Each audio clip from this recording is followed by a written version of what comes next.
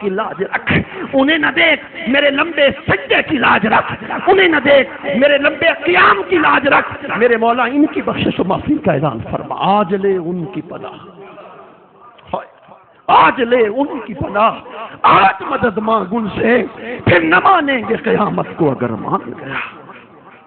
حکم ہوگا فَانْطَلِقْ فَأَخْرِجْ مِنَ النَّارِ مَنْ كَانَ فِي قَلْبِهِ مِثْقَالُ ذَرَّةٍ مِّنْ ایمان، اے محبوب چلے جائیے، جس کے سینے میں ایمان ایک رائی کے دانے کے برابر ہے، مصطفیٰ اسے بھی اٹھا کے اسے بھی جنت میں داخل فرما۔ بات کہاں سے کہاں نکل گئی، قرآن مجید کی آیت کریمہ میں نے تلاوت کی، اللہ نے ارشاد فرمایا یا ایھا النبی انا ارسلناک شاہدا، اے غیب کی خبریں دینے والے میرے محبوب، انا ارسلناک شاہدا، بے شک ہم نے آپ کو حاضر ناظر بنا کے بھیجا۔ یہاں پہلے دو الفاظوں میں رسول اللہ صلی اللہ علیہ وسلم کی دو شانوں کا ذکر ہے، ایک صفت نبوت کا ذکر ہے، ایک صفت شاہدیت کا ذکر ہے۔ نبی اسے کہتے ہیں جو ہمیشہ غیب کی خبریں دینے والا ہو۔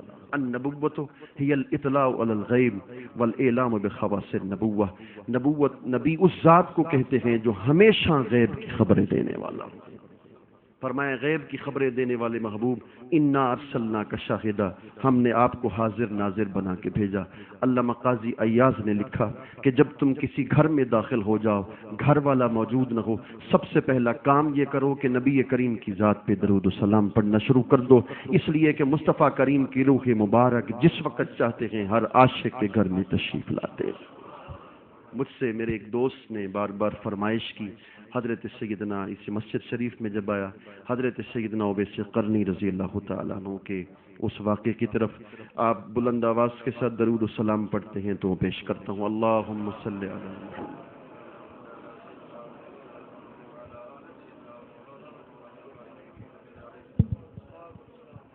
حاضرین محترم، ماں کی بڑی شان ہے، ماں کا بڑا مرتبہ ہے، ماں کی بڑی عظمت ہے۔ ابن عساکر نے، امام نبہانی نے اور کئی محققین نے حضرت سیدنا اویس قرنی رضی اللہ تعالیٰ عنہ کے اس واقعے کو بیان فرمایا ہے۔ بدقسمتی یہ ہے کہ آج کے کچھ علماء کہتے ہیں کہ حضرت سیدنا اویس قرنی بس تخیل ہیں، خیال ہیں، ان کا کوئی دنیا سے تعلق نہیں۔ حیف ہے ان کے اس عقیدے پر، مگر نہ سیدنا اویس قرنی مقبول بارگاہ مصطفیٰ تھے، اور مجھ سے پوچھو تو محبوب مصطفیٰ تھے۔ حضرت سیدنا اویس قرنی، توجہ کر کے سننا، دل کی کھڑکی کو کھول کے بیٹھنا، ایمان کی روح تازہ ہو جائے گی۔ سیدنا اویس قرنی رضی اللہ تعالیٰ عنہ وہ عظیم شخصیت ہیں جن کے متعلق رسول اللہ صلی اللہ علیہ وسلم نے ارشاد فرما، اللہ پاک بنی ربیہ کی تعداد کے برابر میرے اویس کی شفاعت کے صدقے اللہ پاک میرے امتیوں کی معافی کا اعلان فرما دیں گے۔ اویس قرنی موجود تھے، سیدنا اویس قرنی 5 افراد بیٹے ہیں، ایک نگاہ اٹھائی 5 کے 5 افراد کو اویس قرنی بنا دیا۔ توجہ اتحادی جو اٹھائی، 5 افراد ظاہر و باطن میں اویس قرنی بن گئے۔ سیدنا فاروق اعظم آئے، دیکھا کہ 5 کے 5 افراد ہم شکل بیٹے ہیں، اب لاحق ہو گیا۔ حضرت سیدنا اویس قرنی اٹھے، فرمایا کہ سرکار کا جبہ یہیں رکھ دیجئے، حضور کا جبہ مبارک خود بخود جس کے جسم پہ آ جائے سمجھ لے وہی اویس قرنی ہوگا۔ سرکار کے جبہ مبارک کو رکھ دیا گیا، اور سرکار کائنات کا جبہ مبارک کی شان دیکھیے خود بخود اپنے عاشق حضرت سیدنا اویس قرنی کے جسم میں آ گیا۔ اویس قرنی کا یہ مرتبہ ہوگا کہ جب حضرت اویس قرنی قیامت والے دن میدان حشر میں آئیں گے، اللہ پاک 72,000 فرشتوں کو اویس قرنی کا ہم شکل بنا دیں گے، درمیان میں اویس قرنی اس مقام کے ساتھ خدا کی بارگاہ میں۔ سیدنا اویس قرنی کی شان یہ ہے، صبح سے لے کر شام تک نابینا ماں کی خدمت کرتے تھے۔ جب رات کا وقت ہو جاتا تھا ہاتھ باندھ کے کھڑے ہو جاتے، اور ماں جب سونے کے قریب ہو جاتی عرض کرتے، میری ماں تھوڑی دیر مہلت تو دو، میں اسی آنکھوں سے رسول اللہ کے چہرے کا دیدار کرنا چاہتا ہوں۔ ماں کہتی بیٹے اگر تو مدینہ رخصت ہو گیا، پیچھے میری موت کا وقت آ گیا، میرے جنازے کو کندھوں پہ اٹھانے والا کون ہوگا؟ میری قبر کی موری کو بند کرنے والا کون ہوگا؟ میرا آخری دیدار کرنے والا کون ہوگا؟ اویس کرنی ماں کے فرمان کو سنتے خاموش ہو جاتے، مگر عشق رسول کا ٹھاٹھے مارتا سمندر ہوتا۔ ساری دنیا سو جاتی، اویس کرنی دیوانہ وار کرن کی گلیوں میں چلے جاتے، ایک ایک سے پوچھتے یارو تم نے میرے محبوب کے چہرے کا دیدار کیا ہے؟ تم نے حضور کے چہرے والضحیٰ کو دیکھا ہے؟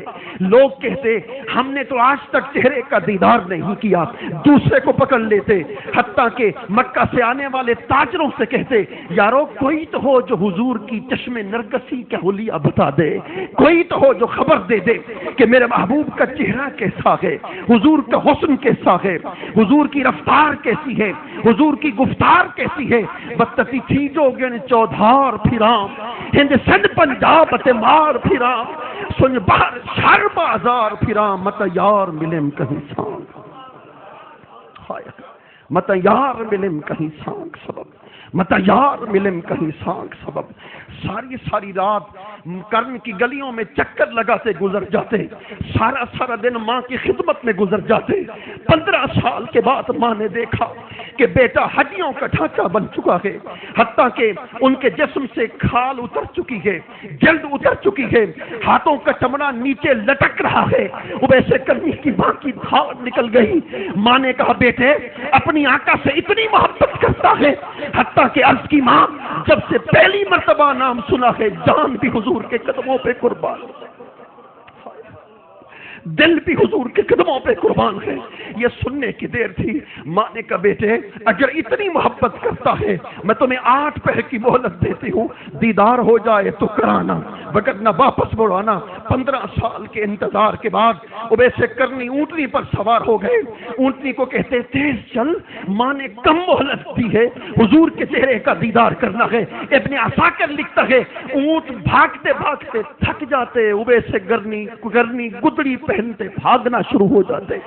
مدینہ تو رسول پہنچے، صحابہ سے پوچھا یارو تم میں سے کوئی تو ہو جو حضور کے چہرے کا دیدار کروا دے۔ صحابہ نے کہا سامنے حضور کا کشان اقدس ہے۔ دروازے کو دستک دی، باہر ہاتھ باندھ کے کھڑے ہو گئے اس انتظار میں کہ اب دروازہ کھلے گا، 15 سال کے بعد حضور کے چہرے والضحیٰ کا دیدار کروں گا۔ دروازہ کھلنے کی بجائے اندر سے آواز آئی کون ہو، کیوں آئے ہو، کس لیے آئے ہو؟ یہ سننے کی دیر تھی۔ اویس کرنی نے ہاتھ باندھ کے عرض کی میں کرن کی گلیوں میں بکریاں چرانے والا چھیڑو ہوں، گدڑی پہننے والا فقیر ہوں، نام اویس کرنی رکھتا ہوں، بس ایک مرتبہ رسول اللہ کے چہرے کا دیدار کرنا چاہتا ہوں۔ اندر سے آواز آئی جس محبوب کے دیدار کے لیے تو آیا تھا 15 دن 3 دن بیت گئے، حضور مدینہ کے باہر چلے گئے۔ یہ سننے کی دیر تھی، عاشق رسول کی دھار نکلی۔ عرض کی یا رسول اللہ میں نے تو 15 سال کی ایک راتیں ایک دن گن کے گزارا تھا کہ کب وقت آئے گا آپ کے چہرے کا دیدار کروں گا، اچھا میرا نصیب میرے ساتھ۔ اندر آواز آئی، بڑے درد بھرے آواز کے ساتھ بات کرتا ہے مسجد نبی بیٹھ جا، ابھی سرکار آنے والے ہیں۔ عرض کی کیا کروں؟ ماں نے تو 8 پہر کی مہلت دی ہے، 4 پہر تو بیت گئے، 4 پہر باقی بچا کے چھوڑ رکھے گئے۔ اویس کرنی واپس پلٹ گئے۔ سرکار کائنات نے اپنے گھر میں قدم رکھا، اپنے گھر کا دروازہ کھولا۔ ابن عساکر امام نبہانی جیسے لوگ لکھتے ہیں کہ سرکار کائنات کے قدم وہیں رک گئے، ٹک گئے۔ امہات المومنین کو قریب بلا کر سرکار نے ارشاد فرما پہلے یہ بتاؤ میرے گھر کے دروازے پہ آیا کون تھا؟ آیا کون تھا؟ عرض کی یا رسول اللہ گدڑی پہننے والا فقیر تھا اور بکریاں چرانے والا چھیڑو تھا، ماں کا متی تھا، نام اویس رکھتا تھا۔ یہ سننے کی دیر تھی، حضور نے ارشاد فرمایا میرے گھر کے باہر دروازے کے باہر نور چھوڑ گیا ہے، میرے تحفے کے لیے نور چھوڑ گیا ہے۔ سیدنا اویس کرنی کی شان کے لیے حضور باہر آئے، میں قربان اویس کرنی کی شان پر۔ اس عاشق رسول کی شان پہ کروڑ بار قربان. سرکار اپنے گھر سے باہر تشریف لائے. حضرت بلال تھے, سیدنا ابوبکر صدیق تھے, سیدنا فاروق اعظم تھے, حضرت بلال تھے, حضرت علی تھے. سرکار کائنات نے شان بیان شروع کی اویس کرنی کی. فرمایا کہ کچھ لوگوں کی اتنی شان ہے کہ اگر بادشاہ آ جاتے ہیں وہ ان سے ملاقات نہیں کرتے, اگر وہ بیمار ہو جاتے ہیں کوئی ان کی مزاج پرسی نہیں کرتا, اگر ان کا انتقال ہو جاتا ہے کوئی ان کا جنازہ نہیں پڑتا, مگر خدا کو اتنے محبوب ہیں جو قسمیں زمین پہ کھاتے ہیں خدا ان کی قسمیں پوری کر دیتا ہے. سیدنا صدیق اکبر نے عرض کی وہ کون ہوں گے؟ فرمایا میرے امت کا اویس کرنی ہوگا. سیدنا صدیق اکبر نے عرض کی یا رسول اللہ میں بھی اس کا دیدار کر سکتا ہوں. نگاہ نبوت دیکھ رہی تھی. فرمایا صدیق اکبر آپ اس کا دیدار نہیں کر سکتے. فاروق اعظم نے عرض کی یا رسول اللہ میں اس کا دیدار کر سکتا ہوں. فرمایا ہاں ہاں جب اس کا دیدار کرنا اسے میرا بھی سلام پہنچا دینا, اسے میرا بھی سلام پہنچا دینا. یارو حضرت سیدنا بلال ہیں, سیدنا فاروق اعظم ہیں, حضرت سیدنا علی المرتضیٰ ہیں, مولا کائنات ہیں. کرن کی گلیوں میں تلاش کرتے ہیں فقیر کو, تلاش کرتے ہیں اویس کرنی کو.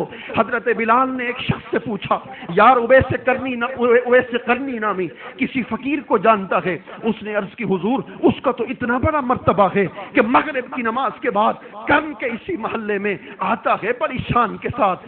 ولیوں کی گردنیں ہوتی ہیں, اس کا قدم ہوتا ہے, اس شان کے ساتھ آتا ہے. حضرت سیدنا بلال نے مغرب کی اذان کے بعد اویس کرنی کو ولیوں کی گردنوں پہ سوار ہوتے دیکھا. میں اس منظر کو بیان نہیں کر سکتا کہ جب بلال نے اویس کو دیکھا ہوگا.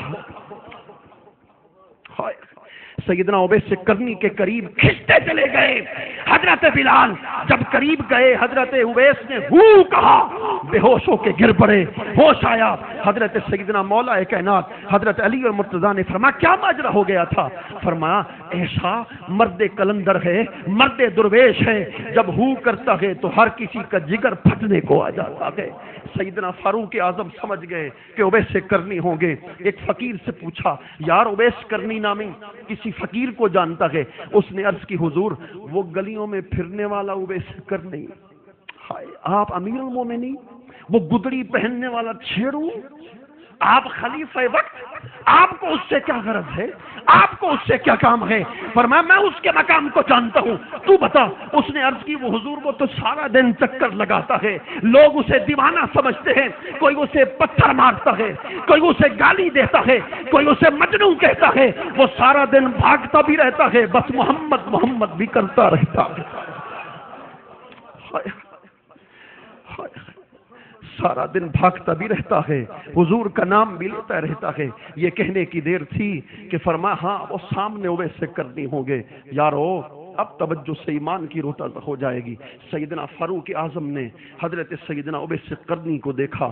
سیدنا اویس کرنی اس وقت عصر کی نماز پڑھ رہے ہیں. فقیر کی شان تو دیکھنا, گدڑی پہننے والے فقیر کی شان تو دیکھنا. حضرت اویس کرنی کے جو بکریاں کو ریوڑ تھا اس کی رکھوالی کرنے والا بھیڑیا تھا, رکھوالی کرنے والا بھیڑیا تھا. حضرت سیدنا فاروق اعظم نے دیکھا, عاشق نے سلام پھیرا ہے. سیدنا اویس کرنی نے سجدے سے سر اٹھایا ہے. سیدنا فاروق اعظم میرے مولا حضرت علی اور مرتضیٰ قریب گئے. مسمک بول, نام کیا ہے تیرا؟ فقیر نے کہا انی عبداللہ, اللہ کا بندہ ہوں. ہائے کیا کمال ہے, اللہ کا بندہ ہوں. فرمایا نہیں, وہ نام سننا چاہتے ہیں جو حضور کے لبوں سے تیرا نام سن. یار اویس کرنی نے جب حضور